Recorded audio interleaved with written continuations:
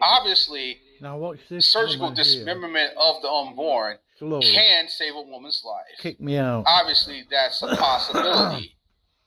The argument or the question is it necessary to do that to save a woman's life?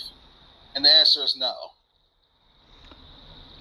Well, again, I did preface by saying it should be an option, but it shouldn't be the necessity.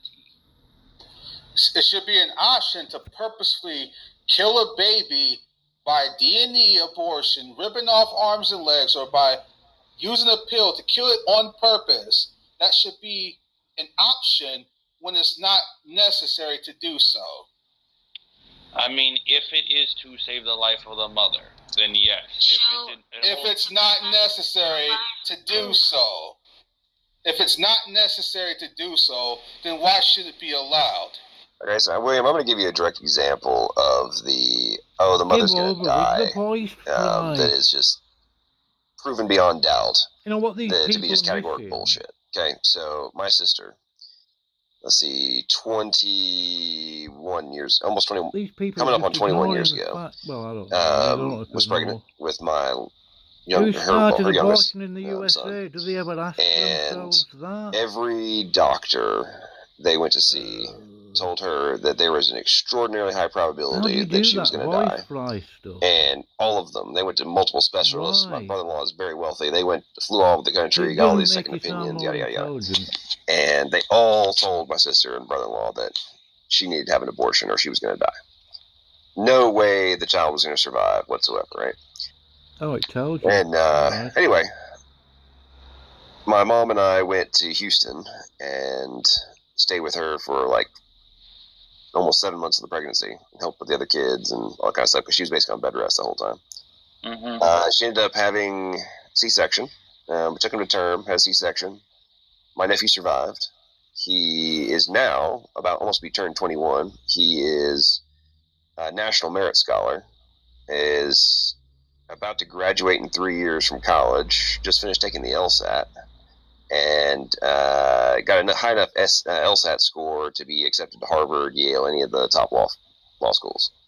But my sister was told that there was a 90-something% probability she was going to die if she took my nephew to term. She refused, and Amazing. The rest is history. She hasn't kicked me out. So she's an anecdotal example, but you have to ask yourself, how many women have, and how many babies have been killed? How many women are dealing with the tragedy and the remorse and everything else that comes from that wouldn't have been the outcome? And this talking point that you're spewing has been used as a manipulation tool for the ignorant masses who are so, and Chloe can probably speak to this even greater than I can, but like our technology and ability to monitor these things and have sensors and all that kind of stuff to prepare for and help to detect very early on the probabilities or the actuality of these major risks coming into effect, that the risks have been dramatically mitigated. Is that a fair position to take there, Chloe, with modern medical technology? Oh yeah, for sure.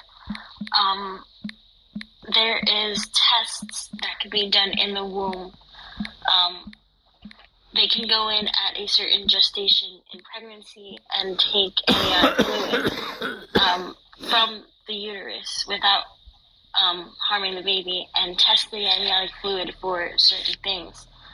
And they can let the doctor know. They can see things such as Down syndrome, if the baby's going to have Down syndrome, or...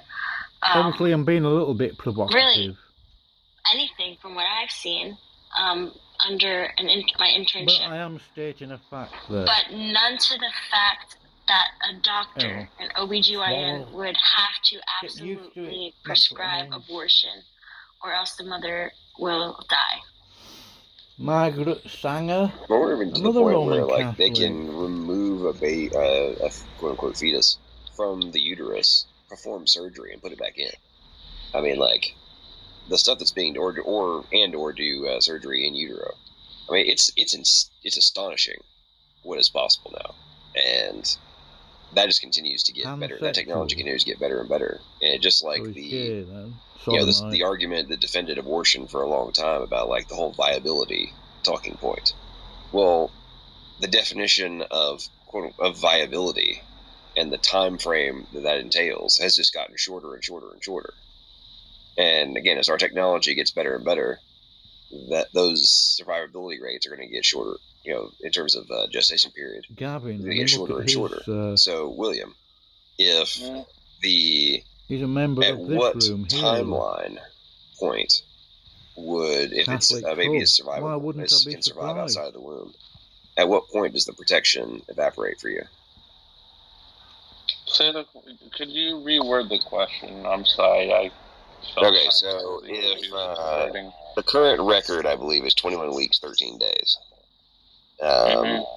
If that number drops to 10 weeks to survive outside of the uterus,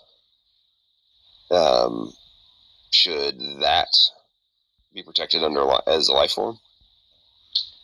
If a fetus can survive 10 weeks outside of the womb? At 10 weeks. If the the fetus can survive, can be removed from the uterus and survive due to our advancements in human technology. At 10 weeks, would you still defend abortion? So are we saying, 10 weeks outside the room, are we talking in terms of, we're talking about 10 weeks before the expected date to give birth, correct? No. Are we talking? No. Gestation. 10 weeks pregnant. The current record of a premature baby surviving, it was 21 weeks old. That's the current actually, record. The current record is 19 weeks now. I got the article. Wow. No. Tony, I thought the same thing. It was actually, it was 19 weeks before term was the... 21 weeks is still small, It was 21 weeks. It was 21 weeks gestation. Had 19 weeks to go. I used to think it was 19 as well, and I looked at it in more detail, and it was actually reciprocal. So, 21 weeks. I think it was 21 weeks, 13 days was how old it was. Okay, so it had 19 weeks to go. But to put this in context, William, I believe when Roe v. Wade was passed, the record was 31 weeks. Because our medical technology was not as good as it is now, right? And then ever since then, it's gotten, the gestation time has gotten shorter and required. As we've gotten shorter and shorter, as our technology has gotten better. So the question I'm asking you is, if we now know beyond all doubt that a baby can survive at only 21 weeks old, and can be removed from the uterus and survive due to our technology. 21 weeks, 1 day, okay. 21 weeks, 1 day. Okay, sorry. Okay, so I was off by 12 days there. The point is, what if our technology gets it down to this woman here 15 is not weeks, Christian. 10 weeks? At what point does abortion no longer become justified in your mind? I don't know, to be honest. I haven't really thought of it that much. I haven't really thought of that hypothetical that hard, considering technology is advancing. Well, I am surprised that I haven't been kicked out. Increase the survivability of the fetus outside the womb as early as, as you may say, 15 weeks or 10 weeks. Okay. So here's what you have to think about now. Okay, so let's rewind to Roe v. Wade, and it was 31 weeks was the record viability, right? So right now it's 21 weeks. So for the last 49 years, have all the babies that were aborted between 31 weeks and 21 weeks, were all those justified or unjustified from a viability perspective?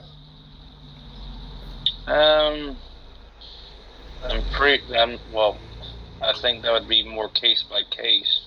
I mean, if there's actual substance behind their justifications, then I can't put them all into a box and say that they're all justified or all unjustified, because I don't know their actual situations. Well, one of the foundational principles of the Roe v. Wade ruling had to do with viability, correct?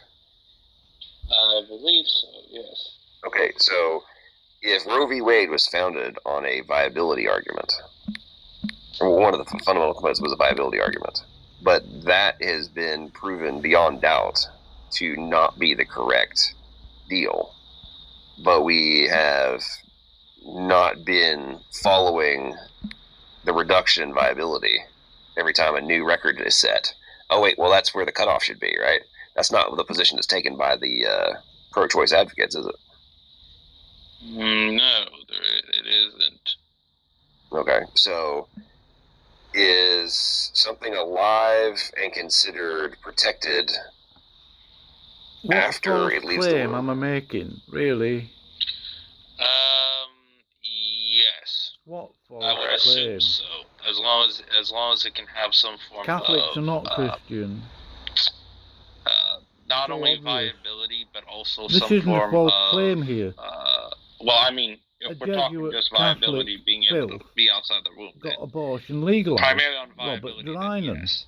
But I think there would have to be a little more things to be considered. Most Roman Catholics, such because as of their cult, I think also are totally against abortion. I think there also have to be some... Right, but the abortion thing wasn't for the Catholic. thought was in my head, but it just flashed. It was for those that are not Catholic. I believe that abortion in USA was another Jesuit Inquisition. That's okay. So are you suggesting that once the child...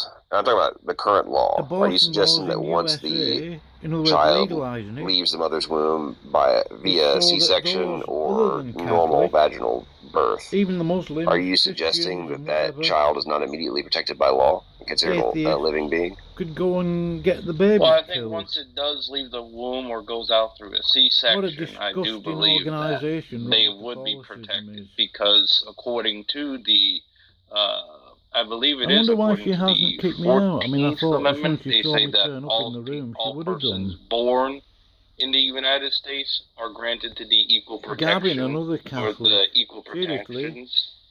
I don't remember the exact wording, but if I'm not mistaken, it goes along that way. So yeah, as soon as you are born and brought into this world, I would say whether it be prematurely, and you survive the prematurity, of course, but whether prematurely or through C-section or through natural pregnancy, you would be guaranteed those rights under the 14th Amendment. Wisdom Workshop. So, why then, if you go and shoot a pregnant woman in the stomach and kill her and the child, why is it that you're charged with double homicide? It's funny you mention that. I heard about this particular thing a lot. So apparently, from what from my understanding, is that how they assess if you shoot a pregnant woman and kill it, then it could be considered a double homicide, is because they don't know the inherent woman's intent of whether or not they wanted to keep the child. So for instance, if you shot them at their house, there probably would have been a chance that you could be charged with double homicide. However, if it was that the person was intending to get an abortion or get rid of the baby, and then you kill them, it would have been considered more of a singular homicide. So it matters more about intent. No way I would ever join a room like that. Oh, okay, can you show me any legit legal precedent in which you have someone who dies, a pregnant woman dies, and they treat it as two murders? Can you find me any legit legal precedent that says, well, they were looking at the intentionality of the woman, where she wanted to have the kid or not? Can you find me any legit legal context to back that up?